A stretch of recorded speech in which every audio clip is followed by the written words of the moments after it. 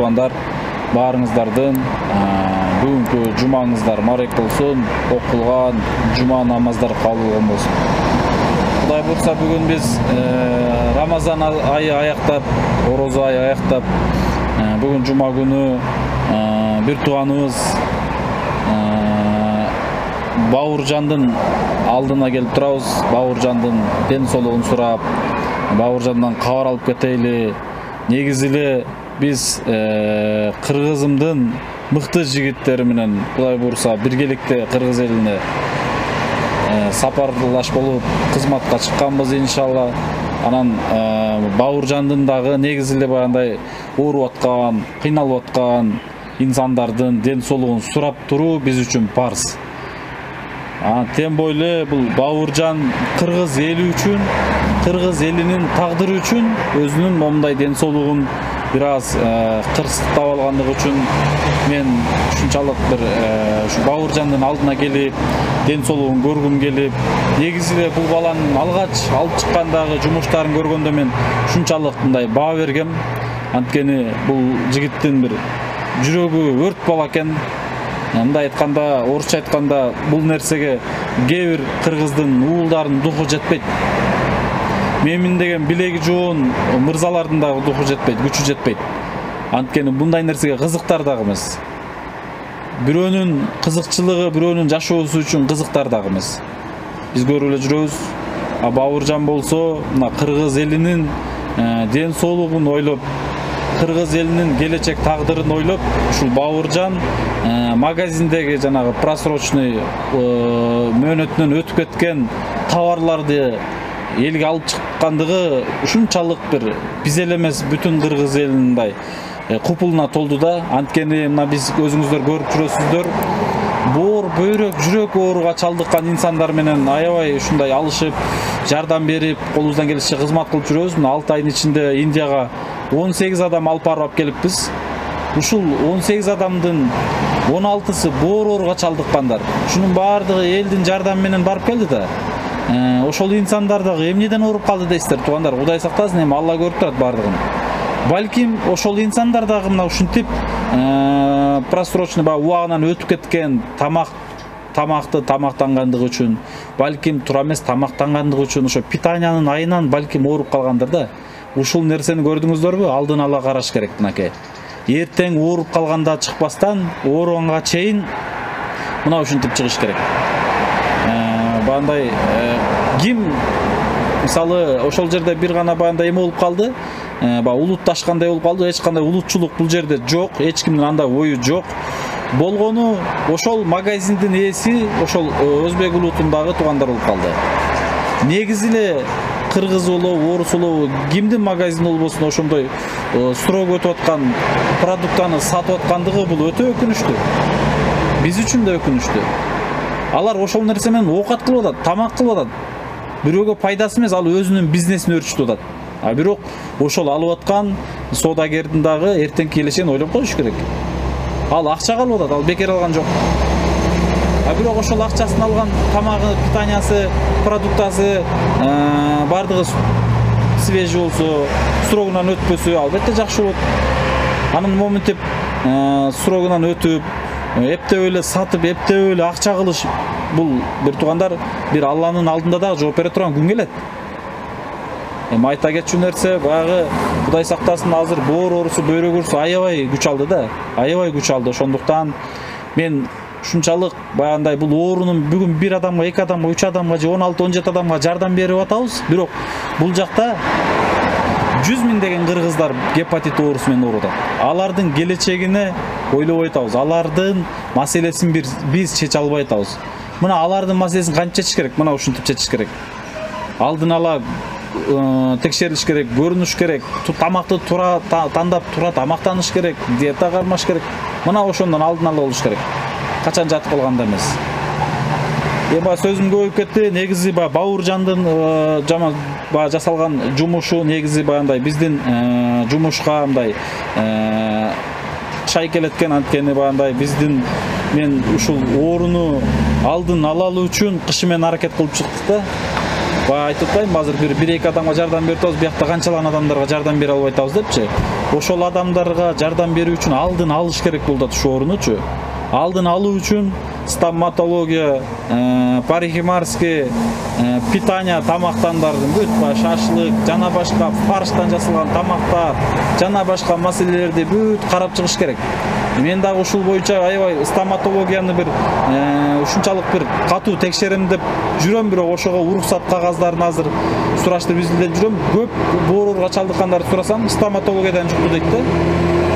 Мен ошого уруксат алып туруп, мен да бир күнү ушунун алдын алуу үчүн аракет кылайлы, кыргыз элинин, кыргыздын жигиттери менен биргеликте ушул иш-чараны жасайлы деген бир жакшы ниет бар иншалла. Анан ошентип жүрсөк, мына ушу Бауыржандын жасаган жумушун, алып чыккан иштери чынында бизди аябай мындай канааттандырды. Кыргыз элине дагы ушунчалык мындай жакты десек туура болот. Анткени ар бир кыргыздын мырзасы жигити ушул ишти жасаса жаңылышпайт. Эми бул бала жанагы улутташтырып же башка маселе ал жерде мен көрө албадым да андай нерсени. Андай нерсе жок бул жердечи. Болгону ошол магазинде ошондой товарларды көрүп калып, мына элге коомчулукка чыгарып, туура тамактангыла, туура пайдалангыла деп алып чыкты. Бауыржан аке, азыр сенин алдыңда турабыз. Ден соолугуң кандай? Ден соолугум аябай жакшы. Буйруса баары жакшы. Басып калдым. Кече башта күнү деле 2-3 күн өз алдынча басып жүрдүм эле, анан кече дагы бир кичине жумуш болуп кетти. Ошого байланыштуу азыр дагы кичине бутумдун жана баштагыдай күч болбой, слабость болгондуктан азыр ошол бир балдактын жардамы менен басып атам. Кудайдан тиленип атабыз эми, намаз окуганда, орозодо дуа кылып аттык. Буйруса мен ойлойм баары жакшы болот деп. Азырынча ден соолугум жакшы. Жакшы эле. Арыктап кетипсиң го? Арыктаганымдын себеби ороз айында 10 күн түрмөдө жатып калдым. Андан кийин 15 күн больницада мындай өтө чоң уколдор болуп атты, башка таблеткалар болуп атты, анан диета болуп, анын үстүнө ошол лечение алган учурда да орозо болгондуктан мен бир 10 килограммдан 15 килограммга чейин арыктадым. Жакшы. Жакшы эле. После лечения жакшы буйруса. Анан азыр бир эле бизде эмес, бүтүн кыргыз элинде мындай азыр мындай суроо жаралып атат. Эми Бауыржанды балким мындай багандай тоскоолдуктар жаралды да, аябай сыноолор жаралды. Балким ушул сыноо Бауыржанды сындырып койдубу деген, элде пайда бул иши токтоп калдыбы деген ойлор балким жаралып аткан, суроолор бере албай аткандырбы? Мен бул кыйынчылыктар мени коркутуш үчүн туура мен башкадан төрөлүшүм керек да. Аллах Таала мени ушундай жаратып койгон экен. Алладан башка эч ким коркута албайт. Эгер Алла өзү эле жүрөгүмдү ушундай коркунуч салып, жүрөгүмдү өзгөртүп уруп койбосо, ага чейин адам баласы, дүйнөдөгү бар адам мага каршы чыгып, кыргыз элине ушул кызматыңды токтот деп каршы чыкса да, мен буйруса токтобойм. Машалла. Кудайдан күндө дуа кылам, жакшы адам болоюн, өзгөрөйүн, күн сайын адам болоюн, анан кыргыз болуп туулупмун, мекенимдин бүтүндүгү үчүн, кыргыз элимдин саламаттыгы үчүн, коопсуздугу үчүн кызматымды кылып калайын, жамгырдын бир тамчысында болсо да пайдам тийсин деген жакшы ниеттерим, максаттарым бар. Эгер ошол менин максат ниеттеримди Аллах кабыл кылган болсо, анда мен жумушумду уланта берем. Машалла, сени чынында бизде кыргызда сөз бар, кандай гана эне тууду экен деп. Негизи ушундай сендей мыкты инсандар бириккен болсо, бул иш жайылыш керек, көп жасалыш керек, өзүң айткандай токтолбош керек. Анан дагы бир суроо да, бул ишти көп адамдарда кече сөз болуп кетти да. Мисалы буга чейин мен дагы ошо элдердин оозунан угуп калдым. Буга чейин Бауыржан башка магазиндерден дагы ушинтип видео тартып, акча алып, кечирээкилерди акчага сындырабыз деп, эме бандай акча үчүн ушул ишти жасады деген мындай элде, кээ бир элдерде бандай күмөн болуп калды да. Мисалы сен бул жумушту баштаганыңдын себеби, максатың, эң түпкүрүндө максатың кандай? Мен азыр жашоодо бир аз нерсени көрдүм да мен. Көп нерселер себеп болду, түрткү болду магачы. Жаш кезимде чет өлкөгө, Казакстан, Россия Федерациясына бизде жумуштун жоктугунан, мамлекетибиздин алсыздыгынан акча таап, жанагы эле көртүрүлүктүн айткан жаштайымдан сыртка чыгып кеткен. Ал жактан көп кыйынчылыктар башыман өткөн. Ал жакта дагы ошол бирөөнүн элинде, бирөөнүн жеринде укуктарыбыз мен эле эмес, башка да Кыргызстандын жарандарын укуктары тебеленгенин көргөн. Көп кыйынчылыктар болгон. Анан жада калса туалет жууп иштеген да күндөр болгон. Көчөдө жаткан күндөр болгон. Тиги орусча айтканда бомждар менен жаткан күндөр болгон. Көп окуялар баштан өткөн. Андан кийин 2010-жылы Казакстанда Борбор шаары ал мезгилде мен азыр жаңылышпасам Алматыда болуш керек эле. Ошол Алматыда массовый Кыргыз Республикасынын жарандарын бизде 2010-жылы уруш болгондо массовый депортация кылган да. Кордойдун границасына алып келип туруп, омондук автобус менен жана мал жүктөгөндөй кылып туруп эле киргизе берген Кыргызстангачы. Анан мен да ошонун арасында бар болчумун.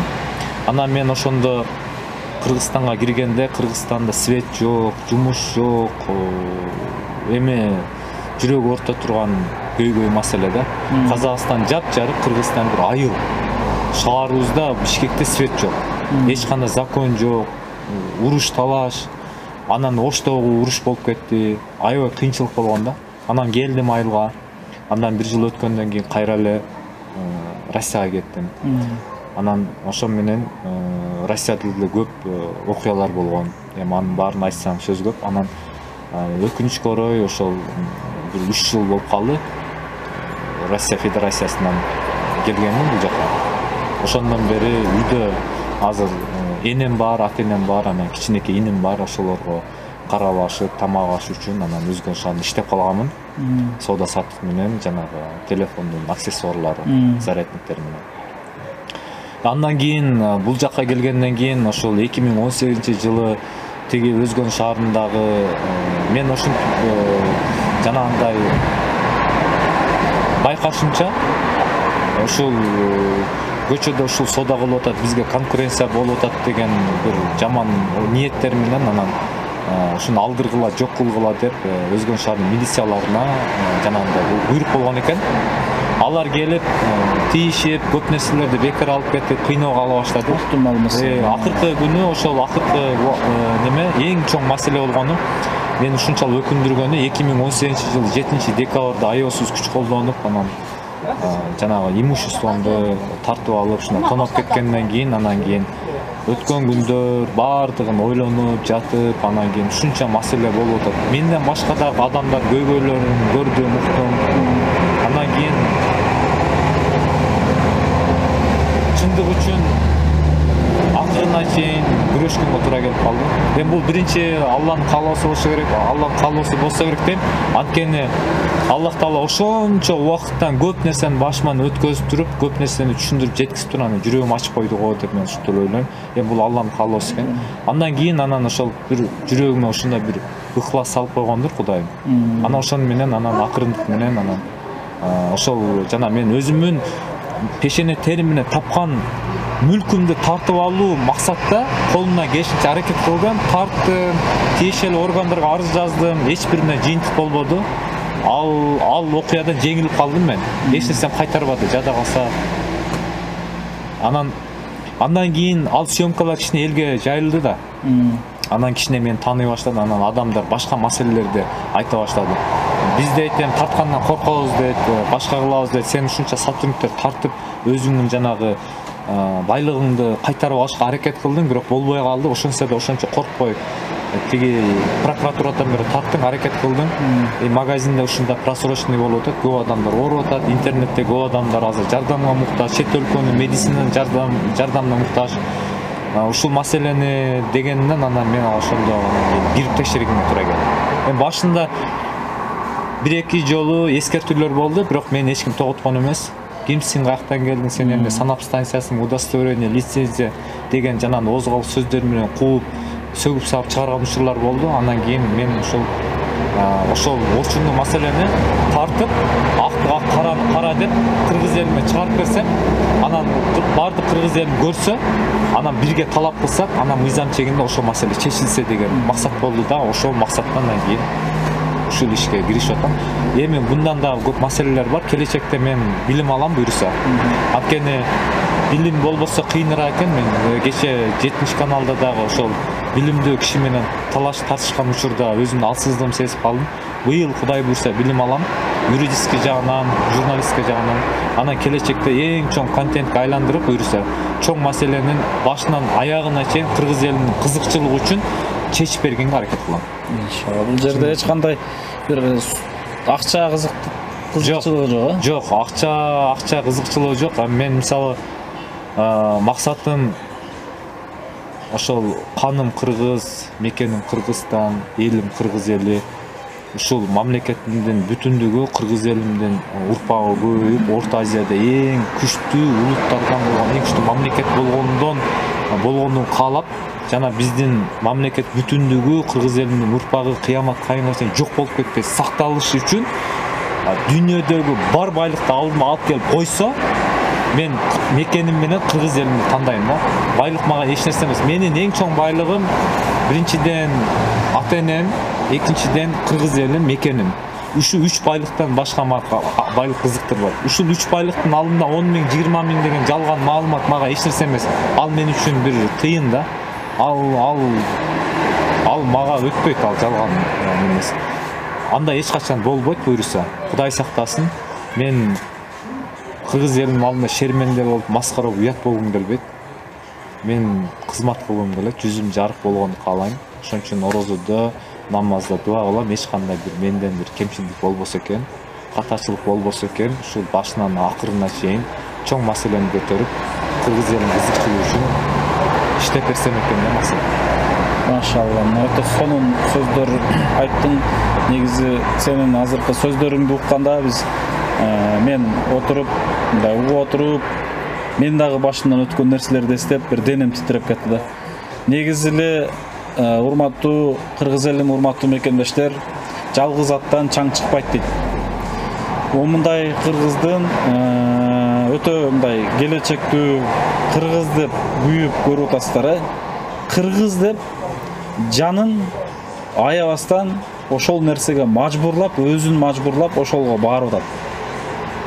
Мына көрүп атасыздар, өзүн кыйнап, өзүнүн жанын, өзүнүн мол ден соолугун кыйнап, кыргыз эли үчүн кызмат кылайын, кыргыз эли үчүн балким мына кече эртең азыр айтып атат, билим алып кыргыз элиме дагы да кызмат кылайын деген бир өтө курч сөздөрдү айтып атат. Урматтуу мекендештер, урматтуу кыргыз элим, момундай кыргыздын уулдарын, кыргыздын мындай чыгып келаткан мырзаларын биз колдошубуз керек, биз биригишибиз керек.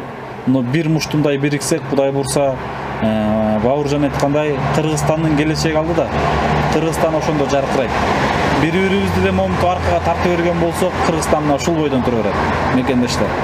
Мына көрүп атасыздар, мына кече бир жума мурун, 10 күн мурун эле ушул талкуу соц тармактарда аябай ушундай кызуу кандуу болуп талкууланды эле. Мына Кыргызстандагы бир 6 миллион элдин жок дегенде 70% азыр Бауыржан боюнча кабардар. Эмне максаты, эмне маселени чыгарып чыккандыгы. Мен негизи бул Бауыржанга каалоорум ден соолук, сага ооруба эч качан. Кудай бурса бул жумушуңду токтотпо. Сен жалгыз эмессиң эч качан. Кыргыздын уулдары бар. Кудай бурса негизи эле кызматыбыз бирдей эле экен. Элибиз үчүн Кудай кааласа ушул кызматка түшкөнбүз, ушул сапарга чыкканбыз. Сапарга чыксаң дагы жакшы инсандар менен сапарлашып болдойт.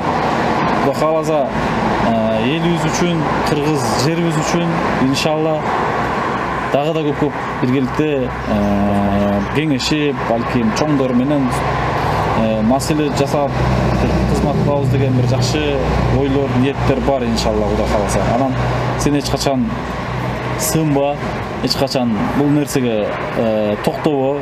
Ушундай эле тоскоолдуктар бизде да жаралып келет чынында.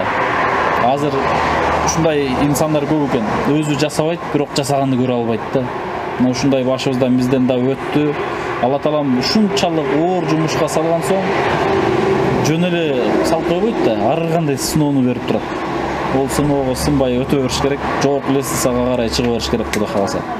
Сага ден соолук Бауыржан. Кудай кааласа эч качан ушундай оорубай, ушул кызматыңды токтотпой жасай бер. Элиң үчүн, кыргыз элиң үчүн аке азыр бул жактан Кудай кааласа эфирлерден да чыгат. Бир кыскача сөзүңдү айтып кетсең да болот, каалооңду. Жыл соңуна кече сага канчалаган кыргыз эли бир кубаттап, бир сонун бир дух берип турду анда айтканда. Ошол инсандарга учурдан пайдаланып рахматыңды айтып кетсең да болот. Биринчиден сиздерге рахмат ушунча кабар алып бергендериңиз үчүн. Алла разы болсун. Мен учурдан пайдаланып бир кыскача сөзүмдү айткым келип турат. Кыргызстанымды, кыргыз элимди сырттагы душмандардан Кудайым өзү сактаган болсун. Мамлекетибизде адилеттүүлүк орногон болсун. Кудай Таалам бизге адилеттүү падыша берген болсун. Кыргыз элинин кызматында болгон мамлекеттик кызматкерлерге бардыгына Кудайым ыйман, ынсап, сабыр берген болсун, адилеттүүлүк берген болсун. Ар бир кыргызым оорубасын, ден соолукта болсун. Сыртта жүргөн, мигрант болуп жүргөн, мусафир болуп жүргөн миллиондогон менин кандаш бир тууган кыргыз элим аман эсен мекенине кайтып келсин. Эч бир кыргызым жамандык көрбөсүн. Ар бир кыргыз элиме эки дүйнөнүн жакшылыгын каалаймын, бактылуулугун каалаймын. Ар дайым мамлекетибизде жакшылыктар болсун, эч качан жамандык болбосун.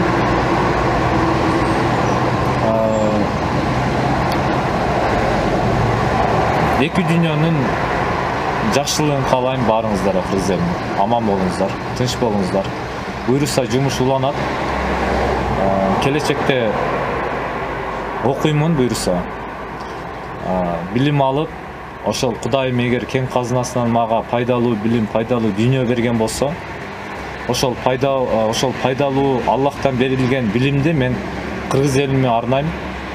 Эгер Аллахтан мага пайдалуу дүйнө берилип калса, мен муктаж адамдарга